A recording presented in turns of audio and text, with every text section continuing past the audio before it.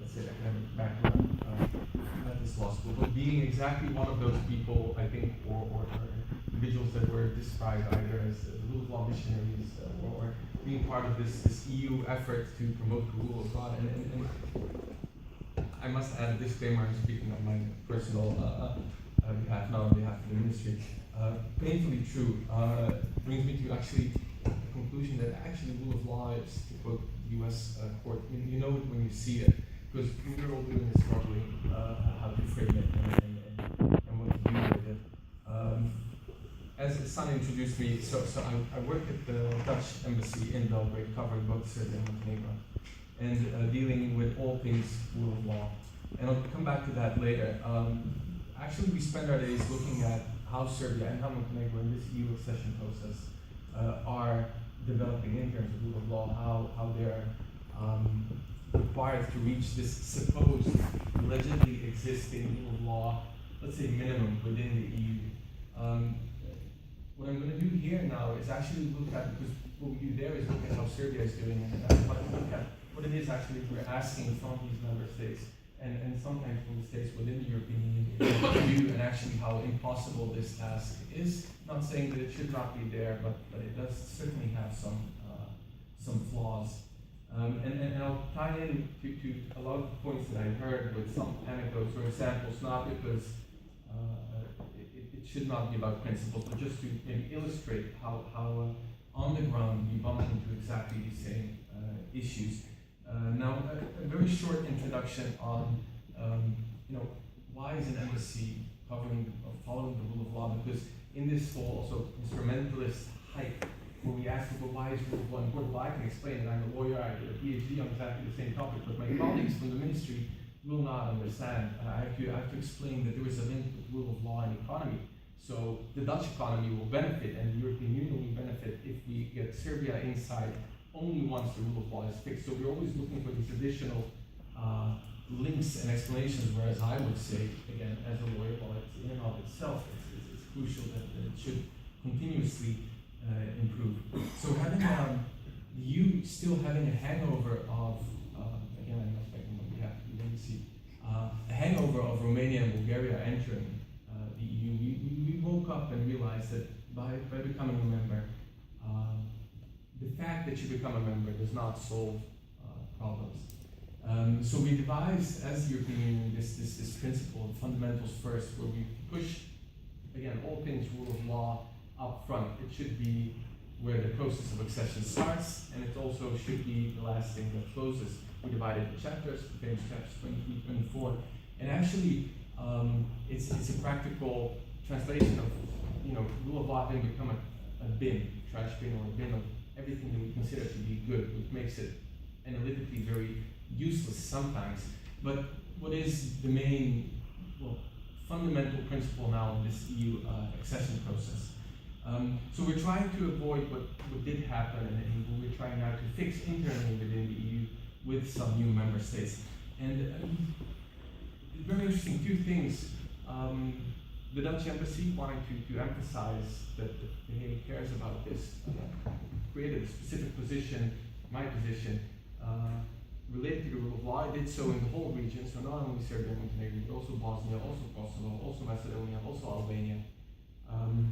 And interestingly enough, it tried to do the same in EU member states, in Bulgaria, Romania, and Hungary. Now I can tell you that pilot project is failing, simply because the efforts that an embassy or the EU representing the EU are not welcomed by state institutions, are not welcomed by others. There is no traction. Why would we listen to a fellow member state that we're in already? Whereas, I knock on a door and the Minister of Justice receives us, listening to what a foreign embassy has to say about draft laws in another country. Now that's pretty obscure in the traditional, sense that we think of diplomacy and what embassies should be doing.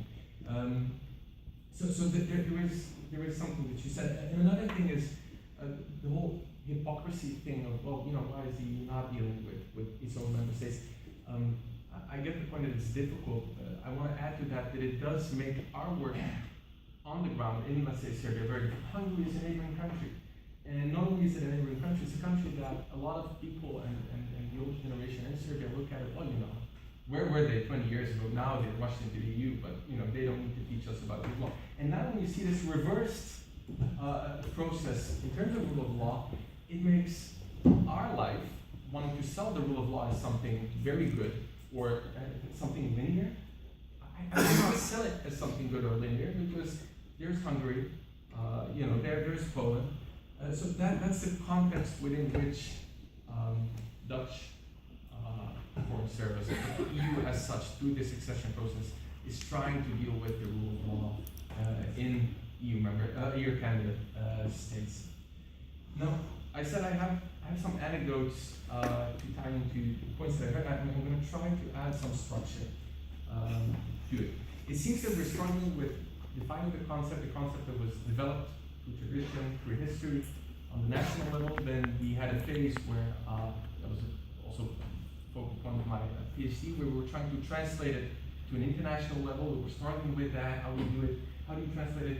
How do you translate it to a polity which is not a polity as we know it? And now we're in this third phase where we seem to be struggling to transpose these international, allegedly agreed upon rule of law principles back to certain national or semi-national levels, whether it's a country in transition, whether it's a post-conflict zone. And so we're again struggling with this, with translating these concepts. I think both of you mentioned rule of law. At some point we bumped into realizing that a lot of us, I wrote it down actually, we know to do a lot of things, but deep down we don't really know what we're doing. A very funny anecdote. So I applied for the position at the embassy. I was hired, and due to their circumstances, there was a ministerial agricultural visit from the Netherlands. Serbia was struck by floods. It was 2014, massive floods. All in all, it was a month before I actually got to sit down with the ambassador and talk about how are things going.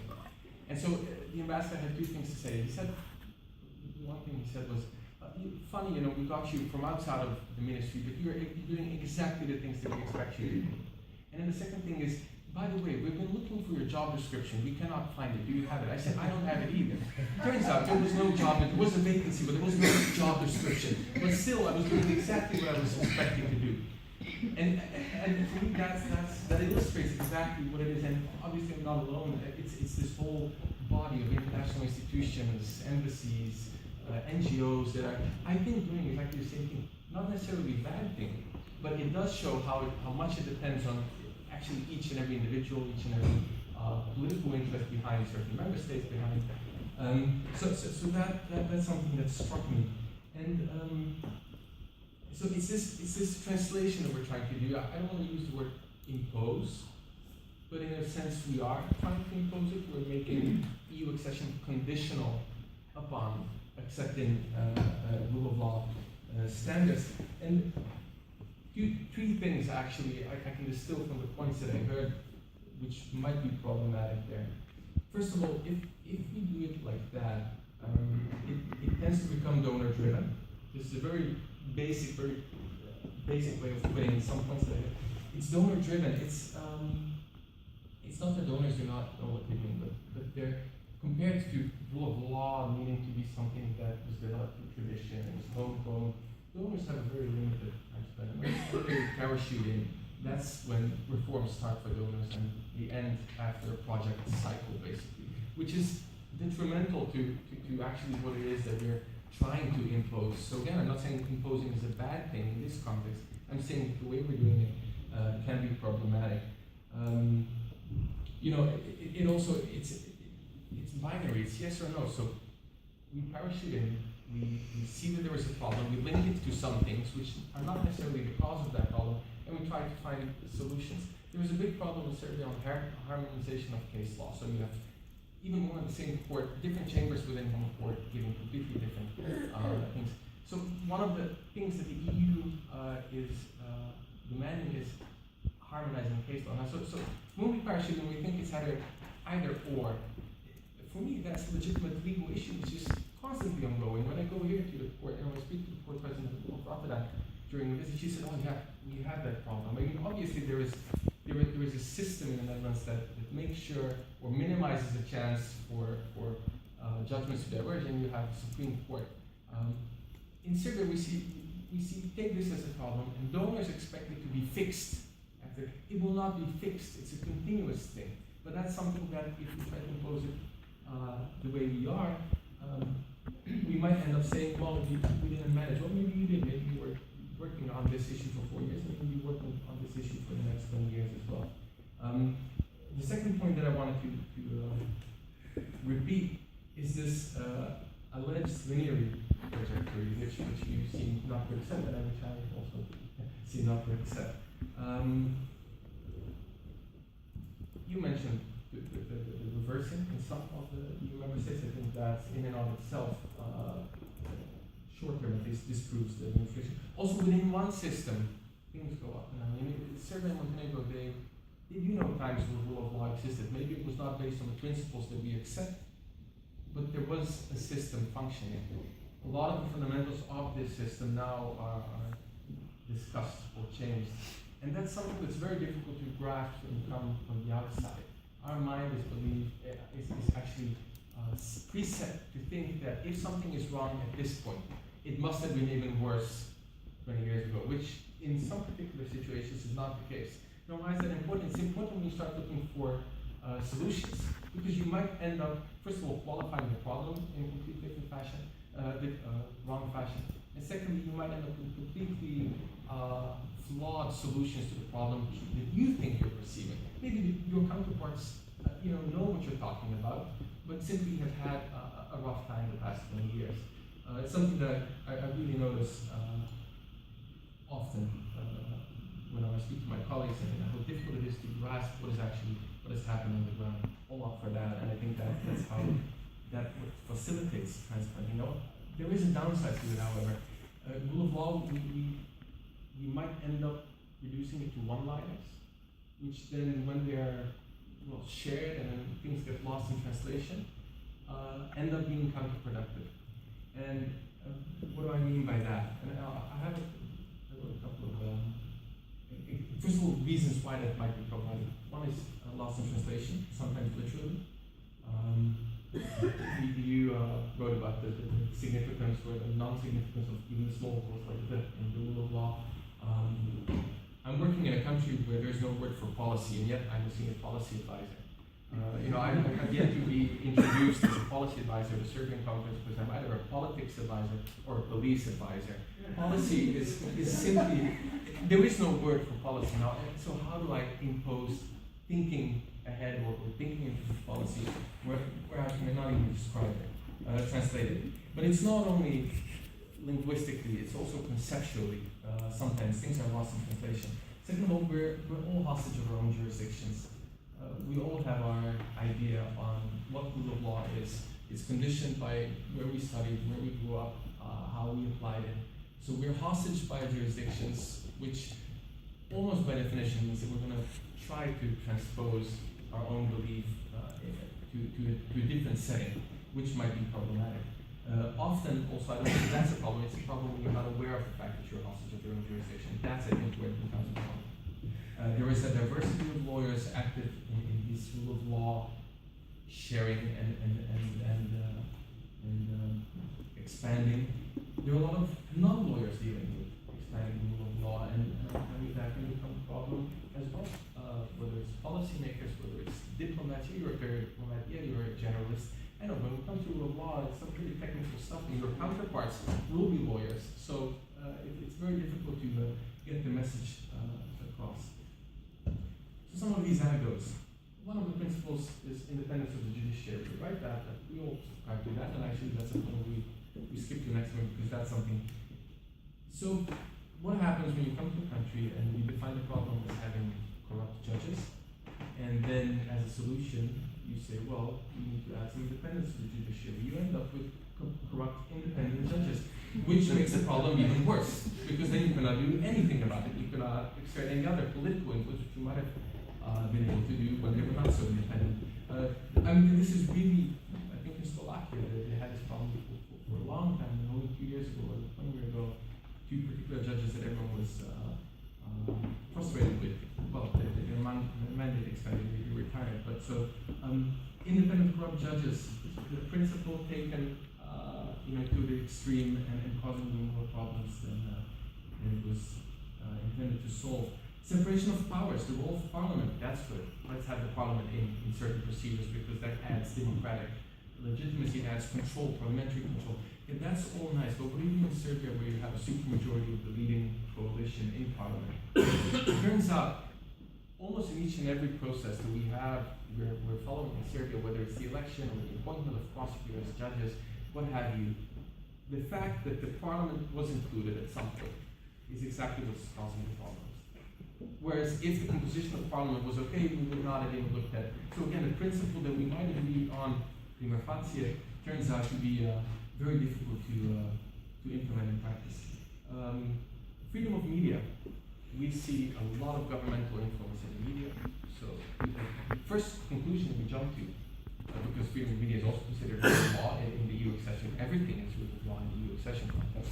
The gay pride is rule of law, everything. We see problem in freedom of media, so what do we say? It needs to be privatized. That's our one-liner.